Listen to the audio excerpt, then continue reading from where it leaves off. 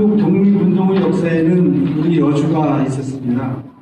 우리 여주는 일본 제국주의 침략에 맞서 국권 회복을 위해 일어난 의병 전쟁의 거점이었고 대표적인 경기도 삼일운동의 중심지였습니다. 이런 학술대회를 통해 조국 독립을 위해 투쟁하였던 여주인들의 활동을 기념하고 기억하는 계기를 마련하고자 합니다. 최후의 순간까지 헌신의 노력을 해서 나라를 위해 싸웠습니다. 이렇듯 여주는 한국 독립운동사에서 소중하고 지대한 역량을 담당하였지만 이 독립운동에 대한 역사에 대한 정리와 평가는 다른 지역에 비해서 상대적으로 조금 미흡하다고 나름대로 현실입니다. 북내면 소재에서 13도 창의 총대장 생각까지 독립운동가의 고리 표지석과 엄항석 일가족 기념비와 33인 민족대표 홍병기 선생 기념비 등을 건립할 수 있도록 행정력을 집중시켜 주시기 바랍니다. 중기의병기에 이어서 가장 이 여주 지역 일진에서 핵심적이라고 할 수 있는 부분은 13도 창의군과의 연계성이라고 할 수 있습니다. 이 13도 창의군은 다들 아시는 바와 같이 그 일병항쟁의 어떤 일병항쟁을 가장 상징적으로 보여주는 사건이고요. 서울 침공작전을 비롯해서 국제법상의 교전단체 요구 등 굉장히 일병항쟁사에 있어서 중요한 사건이라고 할 수 있습니다. 이 의진의 총대장이었던 이인영 같은 경우가 여주 출신이었습니다. 비록 그 의진의 그 여러 가지 구성에서 봤을 때 허위 등의 경상도 지역 의병을 비롯해서 여러 의병이 합류했지만은 결과적으로는 여주 출신이었던 이인영이 총대장 역할을 하면서 의진을 이끌었고 경기 지역을 대표하는 의진이라고 할 수 있었기 때문에 어떤 이인영과의 연계성 그리고 경기 지역과 경기 여주를 지나서 양근으로 이어지는 어떤 그 주요 교통로 등을 살펴봤을 때 13도 창의군에서도 역시 여주의병이 가장 중심적이고 활발한 활동을 하였다라고 볼 수 있습니다. 그리고 그 이후 후기의병 단계가 됐을 때도 마찬가지입니다. 1908년 3년 강천, 8년 3월 강천, 1908년 4월 23일 진해, 9년 1월 11일 가서면, 2000 호면, 그 등신, 금사 지역 등 이 후기의병 시기에도 보면은 그 여주 지역에서의 의병 항쟁이라고 하는 부분은 대부분 이런 인접 지역과의 경계와 그 서울을 이어주는 교통 축선을 중심으로 주요 항쟁이 벌어지고 있습니다. 여기 보시면 이렇게 빨간 선으로 되어 있는 것들이 당시의 도로거든요. 이 당시의 도로를 중심으로 해가지고요.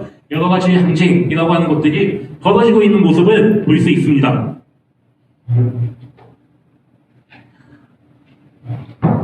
그렇기 때문에 이 여주의병이라고 하는 여러 가지 사건을 살펴볼 때 이 여주의병의 정의, 여러 가지 범주라는 것을 고민해 볼 필요가 있습니다.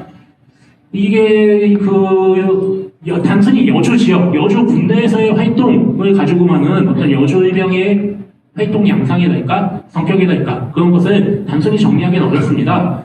특히 여주 지역에서 활동하던 의병들은 원주에 넘어가기도 하고요. 원주에 있다가 충주로 가기도 하고요. 충주에서 이천으로 이동하기도 하고요. 같은 인물 혹은 부대들이 그 인접 지역을 이동하면서 활동하기 때문에요. 여주 군대 혹은 여주 출신 등등의 한정돼서 어떤 여주 의병의 여러 가지 모습이라고 하는 것을 살펴볼 필요는 없다고 생각합니다. 인근 지역과의 연계성 그리고 그 연계성 속에서 나오는 연합 항쟁 등등의 여러 가지 성격을 포괄적으로 살펴볼 때 여주 지역 의병 항쟁이라고 하는 것의 본격적인 모습이 나올 수 있다고 생각됩니다. 특히 여주 지역이 가지는 지리적인 특징 중에 가장 중요한 부분은 남한강을 끼고 있는 굉장히 수은 교통로라고 하는 부분이 다른 지역과는 차별성을 갖는 가장 중요한 부분이라고 할 수 있습니다.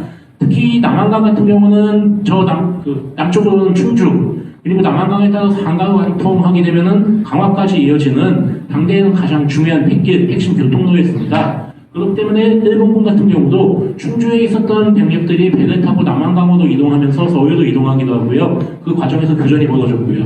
그리고 강화 쪽에 있었던 의병들 같은 경우도 그쪽 백기를 타고 한강을 넘어오기도 하고 한강에 거기서 임진강에 따라서 평산 지역으로 이동하기도 하고 하는 식으로 남한강을 끼고 있는 그 교통의 요지로서의 중요한 그 역할을 하였기 때문에 그 여주 지역에서의 의병 항쟁이라고 하는 것은 단순히 여주 출신 혹은 여주 지역에 국한된 문제가 아니라 서울을 비롯한 이 경기도 인근 지역 혹은 경기도를 넘어서 강원도, 충청도 지역과의 의병과의 연계성이라고 하는 부분을 복합적으로 살펴봤을 때 그 여주 의병이 갖는 어떤 역사적 상징, 의병 항쟁으로서의 의병 항쟁기의 그 안에서의 어떤 지위라고 할까요? 그런 것이 좀 더 명확히 확정된다라고 할 수 있을 것 같습니다.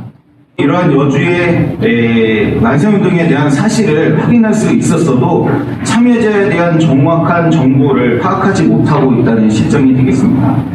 지금까지 기록에 한계가 있었을 뿐 여주의 만세의 시위는 격렬하고 대규모적인 양상을 보였다라고 할 수 있겠다고 할 수 있겠습니다. 다만 이러한 내용은 일부만 확인할 수 있고 대부분의 인물에 대해서는 진상도 파악하지 못하고 있는 실정입니다.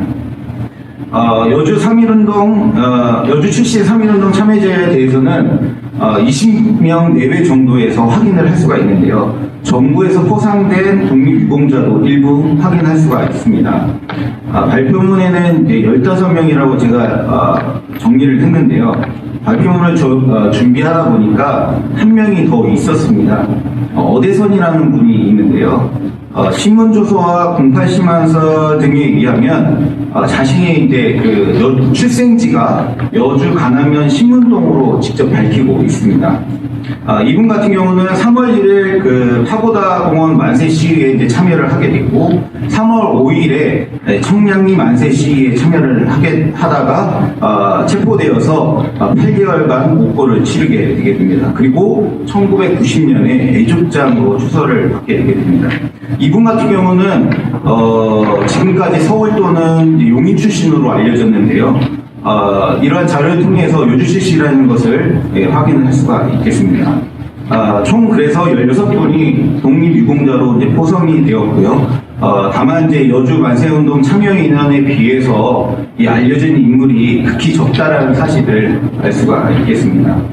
이런 사실을 보게 되면 전체 8개 명이 그 만세운동에 참여를 하게 되는데요. 앞서 그 점동면하고 간암면에서는 만세 시위가 없다라는 것을 이제 볼 수가 있었습니다. 근데 아까 광공리 말씀을 드렸을 때 점동면의 구장이 만세 시위 참여를 하게 되었고요. 그 다음에 뭐 외연적인 부분이긴 하지만 이분 같은 경우는 이제 그 간암면 출신이기 때문에 실제적으로는 10개 면이 전부 참여한 것으로 감히 얘기해 볼 수가 있겠습니다. 여주 3.1운동이 이제 경기도 내 다른 지역에 비해서 빈약하고 구체적인 배경과 양상이 잘 나타나지 않는 것이 이러한 이유가 아닐까 이렇게 생각해 볼 수가 있습니다. 향후 만세운동에 참여한 여주인들을 밝혀내는 것이 여주의 3.1운동을 복원하는 단초가 될 것이라는 점을 말씀드리고 여기서 발표를 마치도록 하겠습니다. 정치해 주셔서 감사합니다. 중경에 돌아오셔서 조성원 선생님이 하시는 이 크게 몇 가지 일이 있는데 그 중에 하나가 뭐냐면 전선에서 공작한 인물에 대한 우대 규정을 만드는 일인데요. 그게 뭐냐면 최전선에서 임무를 수행하는 사람들은 가족을 임시정부에서 책임져야 된다. 네? 그리고 그 임무를 수행하는 사람들에 대한 순직자가 당연히 나올 거 아닙니까? 그 사람들의 포상, 예우, 유족들을 돌보는 일, 이거를 정부가 해야 됩니다. 이거를 국무부장이 직접 법제화해서 마련하는 이런 일들을 하기 때문에 경험에서 나오기 때문에 할 수 있는 일인 거죠. 그리고 또 한편으로는 이 중국군과의 군사적인 지위를 확보하기 위한 한국 광복군 국외행동 준승을 타파하기 위한 협상, 소주 활동들을 하게 됩니다.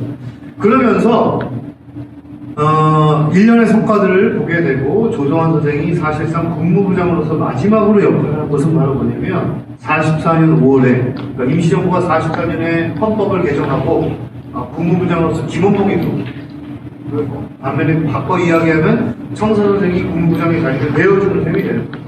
그러면서 이제 국무위원회 역할을 하는데 그 전에 바로 뭘 하냐면 군사편찬위원회라고 하는 걸 만듭니다. 군사편찬위원회 말 그대로 군사와 관련된 여러 가지 전술, 병서 이런 것들을 만들고 국무부장이 결명하고 뭐 이런 일들을 규정해 놓는 거예요. 그런데 그러면서 최근에 이것도 이제 발견된 기증된 요 화음자위라고 하는 책자에서 보시면 45년 5월에 조성환 선생님 친필로 쓰신 책인데 여기 이렇게 나왔어요.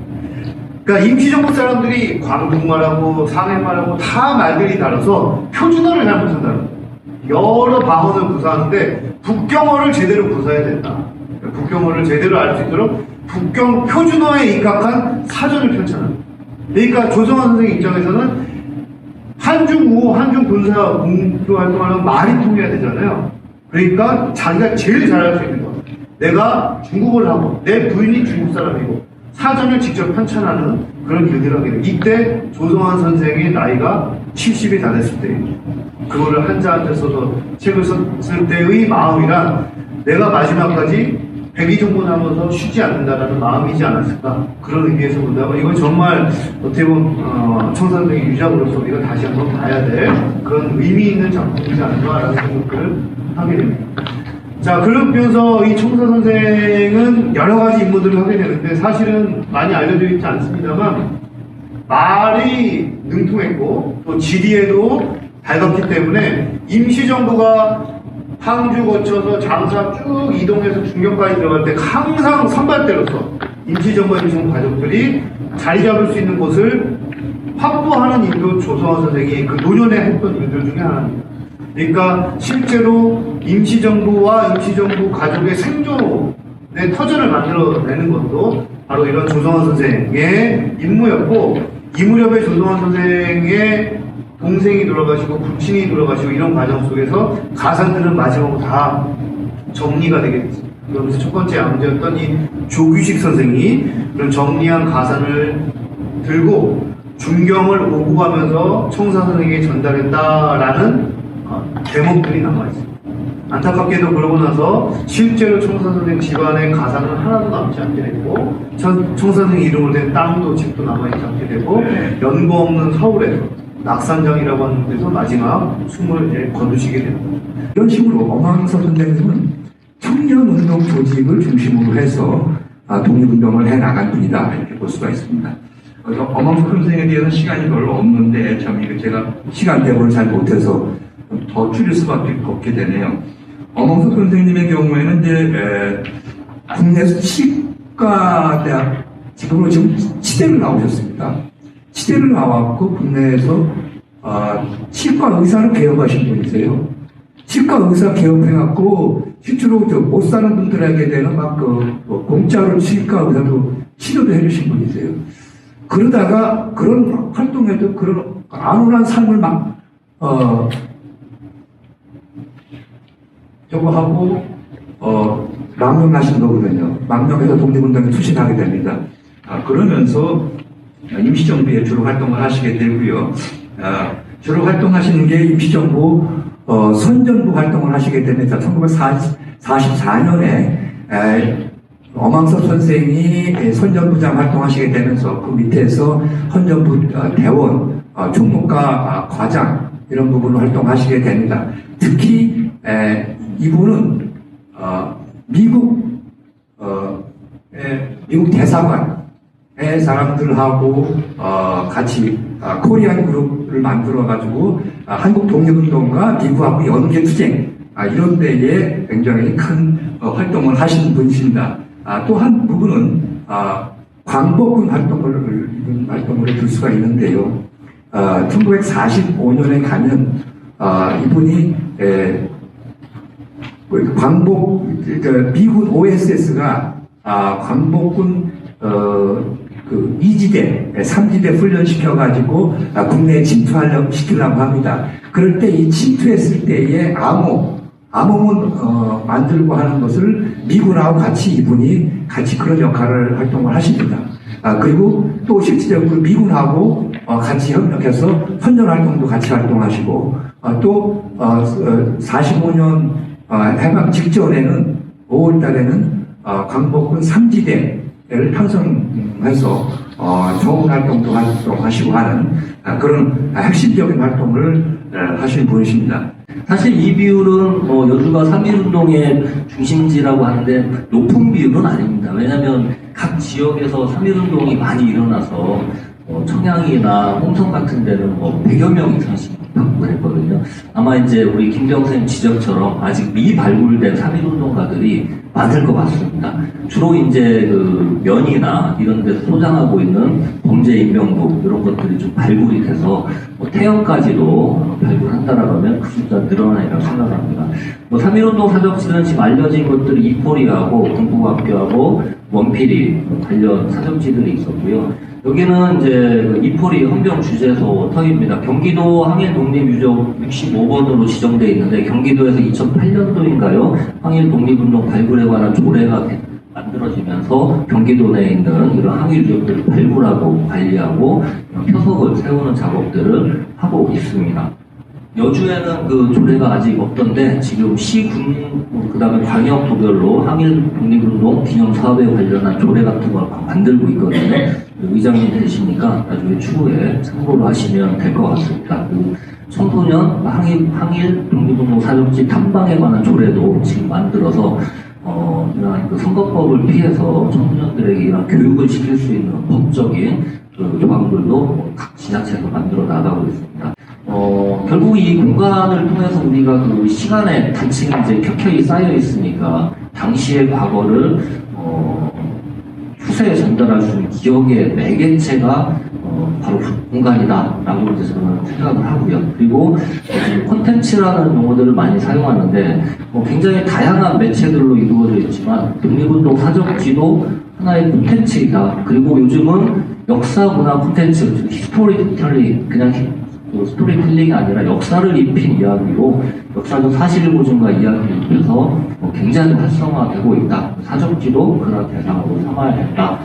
여기가 이제 아까 말씀드린 신륵사 인근의 이제 그 강변인데 바로 이 앞입니다. 그래서 요 여주대교 건너는 이제 여주 천통리가 되는 거고요. 이쪽 신륵사고 아마 북내면에서 이제 사람을 모아왔다니까 이쪽으로 이렇게 오지 않았을까. 이렇게 여기 주차장 이쪽에 있고 여기 도로관 이쪽에 지금 저희가 위치하고 있는 것입니다. 자, 결국은 이제 요즘 같은 경우에는 이 스토리가 얼마나 중요하냐. 뭐 예를 들면 제가 매주 말에 잠깐 떠났지만 홍길동의 고향이 어디냐, 춘향이가 고향이 어디냐라고 서로 지자체마다 싸우면서 막 자기네 거라고 막 하는데. 우리 예를 들면 태백산맥도 픽션인데 별교에 가보시면 다 알겠지만 김범우가 살았던지 청년 단원들이 있었던지 해가지고 다 해놔가지고 관광객들이 많이 몰린다는 얘기죠. 결국은 역사도 결국 사실이 있는데 그런 스토리를 입히지 않으면 기억과 기억에서 멀어지겠죠. 요즘은 이제 아까 선생님들 말씀하셨다시피 많은 독립운동가들이 있었고 의령, 3.1운동 그리고 임시정부로 이어지는 어떤 충분한 히스토링이 가능한 지역이다. 이런 사적지들을 활용하면 좋을 것 같습니다. 그리고 여주일병의 활동 등등에 관해서 얘기할 때 여주일병의 개념과 범위, 지역 의병사 연구할 때마다 이 의병과 범위, 그 개념과 범위를 어디까지 잡아야 될까라고 하는 부분들 고민거리긴 합니다. 아까 박경목 선생님 발표에서도 여러 가지 지역에 대해서 얘기하셨는데 지금의 행정구역과 활동 당시의 행정구역이라고 하는 것이 좀 차이가 나타나는 경우가 굉장히 많이 있습니다. 지금은 여주 영역에 속하지만 과거에는 원주 영역이었고요. 지금 제가 일하고 있는 독립기념관도 다들 천안 독립기념관이라고 알고 있지만 사실상 목천은 조선시대에는 청주였는데 천안으로서 지금 대표성을 가지고 있고 하기 때문에 이 지역을 어떻게 정의할 것인가라고 하는 부분이 계속해서 고민됩니다. 근데 대부분의 경우 활동 지역과 출신 지역의 차이가 크지 않은 경우가 일반적이긴 합니다. 근데 여주 지역 같은 경우는 이 민용호 부대 사례도 그렇고 또 여주 출신으로서 홍주해병 대장이었던 민종식 같은 경우도 그렇고 출신 지역과 활동 범위에 약간의 이질감이라고 하는 것들도 나타나기 때문에 이 지역과 범위를 생각할 때 제가 생각한 지역과 범위라고 하는 것은 출신 지역보다는 여주라고 하는 공간을 중심으로 해서 그 인접에 원주, 이천 등지와 연계한 성격의 활동을 좀 중심으로 봤을 때 여주라고 하는 공간적 지역에서 나타나는 어떤 의병 행정의 특징이 좀 더 잘 나타나지 않을까라는 생각을 기본적으로 하고 있는데 그렇다고 해서 또 여주 출신들의 활동이라고 하는 것을 또 아예 배제할 수는 없는 것 같아서 여주라고 하는 공간에 집중하되 여주 지역 출신들에 대해서도 언급을 할 필요가 있지 않은가 정도로 생각하고 정리를 했습니다.